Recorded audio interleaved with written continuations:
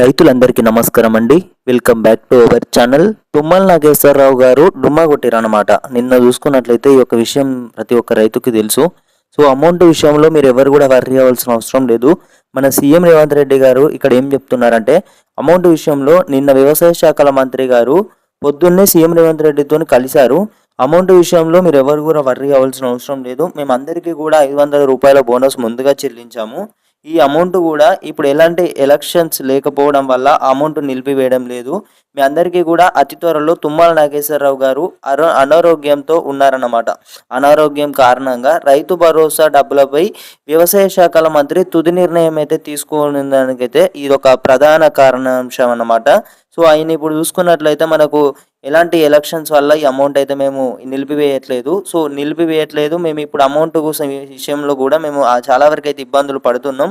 So మీ అందరికీ కూడా తెలియజేయనగా తుమ్మల నాగేశ్వరరావు గారు అనారోగ్యంతో బాధపడుతున్న కారణంగా రైతు భరోసా డబ్బులపై ఆయన ఇప్పుడు ఎలాంటి నిర్ణయం తీసుకునే అవకాశం అయితే స్థితిలో కూడా లేరన్నమాట. సో అమౌంట్ విషయంలో ఆయన రికవర్ అయిన వెంటనే రైతు భరోసా విడుదలకు అంతా సిద్ధం చేయబోతున్నామంటే అయితే మనకు ఒక స్పష్టత అయితే ఇచ్చారనమాట మన ముఖ్యమంత్రి రేవంత్ రెడ్డి గారు.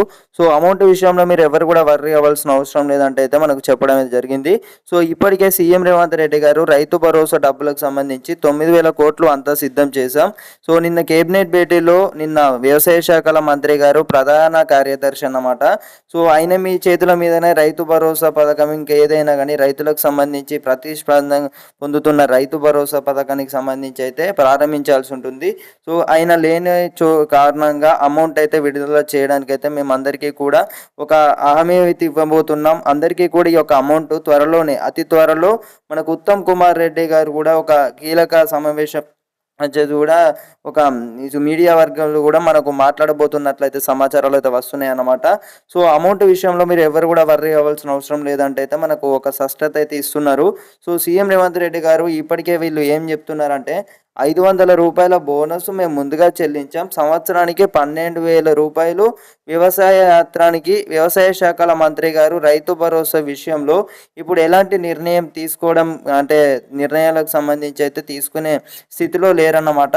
సో అమౌంట్ విషయంలో మీరు ఎవరు కూడా వర్రీ అవ్వాల్సిన అవసరం లేదు.